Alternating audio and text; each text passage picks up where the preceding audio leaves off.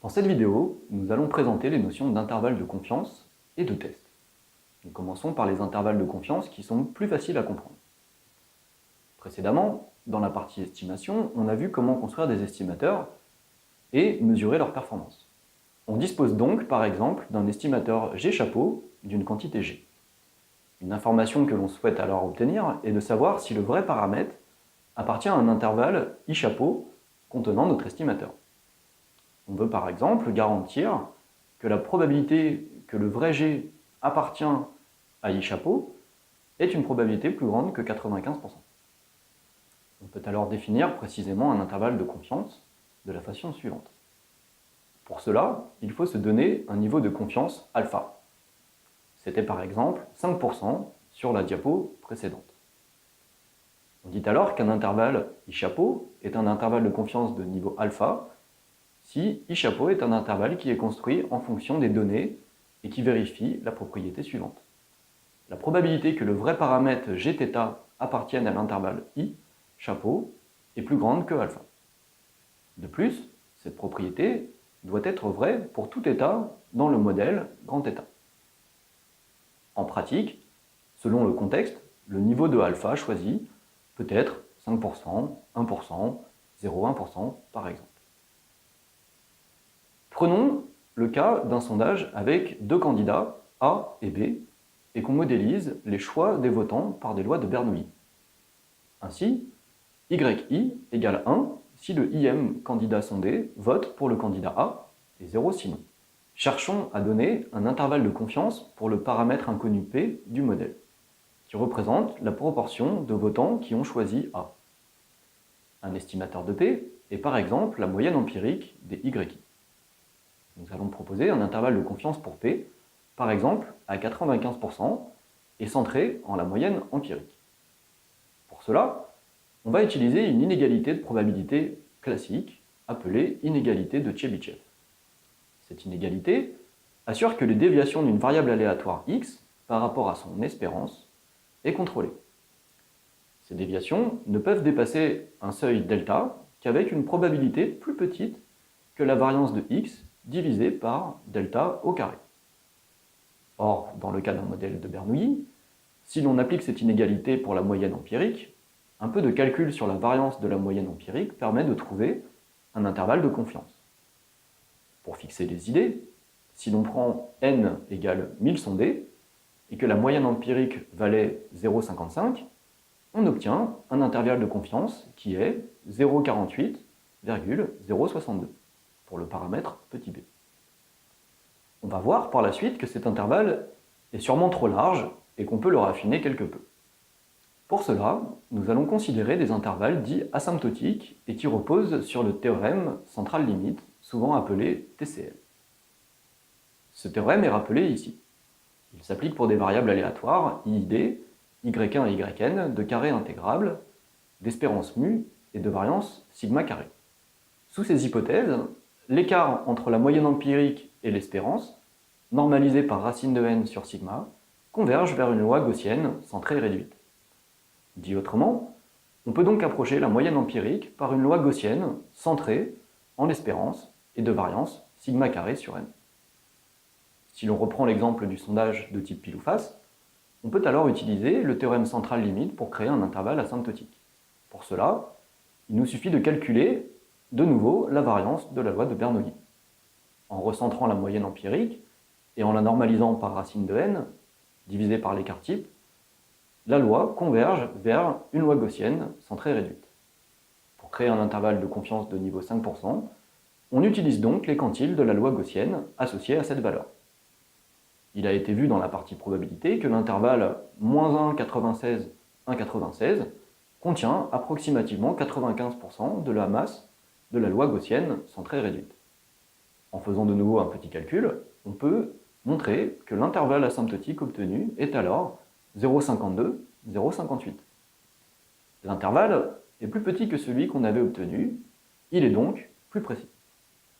Passons à l'étude des tests.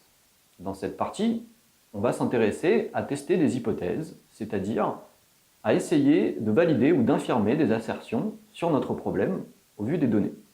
Si l'on reprend l'exemple du pile ou face, on pourrait se poser comme question, est-ce que la pièce est biaisée? C'est-à-dire qu'on formule une hypothèse nulle, H0, est-ce que P égale 0,5? Une question moins précise pourrait être, est-ce que la pièce est peu biaisée? Dans ce cas, l'hypothèse pourrait être P est compris entre 0,45 et 0,55.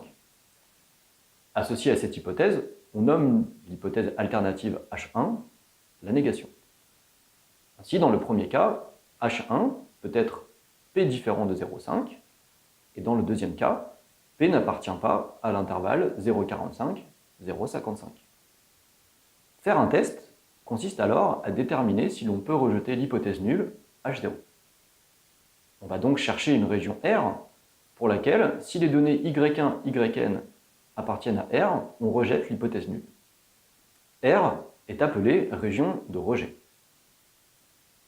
Dans le cadre des tests, il faut être prudent avec le vocabulaire.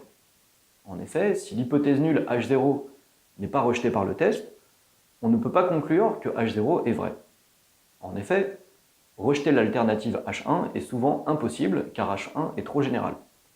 Dans le cas où H1 est l'intervalle 0,1 privé de 0,5, l'hypothèse est bien trop grande pour être totalement rejetée.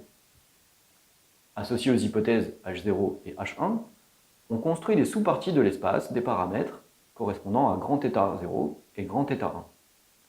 Ces deux parties sont disjointes. En faisant un test, on prend une décision au vu des données. Le monde réel est partagé entre H0 où H1 est vrai, et un statisticien prend une décision d'accepter ou de rejeter ces hypothèses. On voit dans le tableau associé qu'on peut commettre deux types d'erreurs. Le premier type d'erreur, c'est de rejeter à tort l'hypothèse H0 alors que celle-ci est vraie. C'est l'erreur de première espèce, ou erreur de type 1. On peut aussi faire un deuxième type d'erreur, on ne rejette pas H0 alors qu'en fait c'est H1 qui est vrai. On parle d'erreur de type 2, voire de fausse alarme dans ce cas. On définit pour chaque type d'erreur le risque associé. Le risque de première espèce est la plus grande probabilité de rejeter l'hypothèse pour un θ dans l'ensemble grand θ0. On le note alpha. Le risque de deuxième espèce est la plus grande probabilité de ne pas rejeter l'hypothèse nulle pour des θ dans grand θ1. On note bêta, le risque de seconde espèce. Associé à ces quantités, on parle aussi de niveau et de puissance d'un test. Le niveau vaut 1, moins alpha, et correspond à la probabilité d'accepter à raison H0. On veut donc un niveau de test le plus grand possible. On appelle puissance du test la probabilité de rejeter H0 à raison. De nouveau, on veut que la puissance d'un test soit la plus grande possible. De manière classique, on cherche d'abord à construire un test de niveau 1-alpha. On cherche donc une statistique T de n dont on connaît la loi sous H0. On appelle statistique de test un tel Tn. On définit alors une région de rejet de niveau alpha, une région R, telle que sous H0, la probabilité que la statistique T de n soit dans la région R est plus petite que alpha. La règle de rejet associée est simplement de rejeter l'hypothèse nulle si T de n appartient à la région R. Pour rendre ce vocabulaire plus concret, reprenons l'exemple gaussien. On suppose que dans ce modèle, la variance est connue et vaut 1 par simplicité, mais que l'espérance, elle, est inconnue. On cherche à tester H0. L'espérance vaut 0. Si l'on observe n, y1, yn, iid selon la loi du modèle, alors sous H0, la statistique 1 sur racine de n fois la somme des yi suit une loi gaussienne sans très réduite. En utilisant de nouveau les quantiles de la loi gaussienne à 95%, on peut créer une région de rejet en prenant pour R l'intervalle -1,96, 1,96. Numériquement, si l'on observe sur notre jeu de données que T de n égale 1,5, alors on ne peut pas rejeter l'hypothèse nulle, θ égale 0. Ce point termine la partie sur les tests.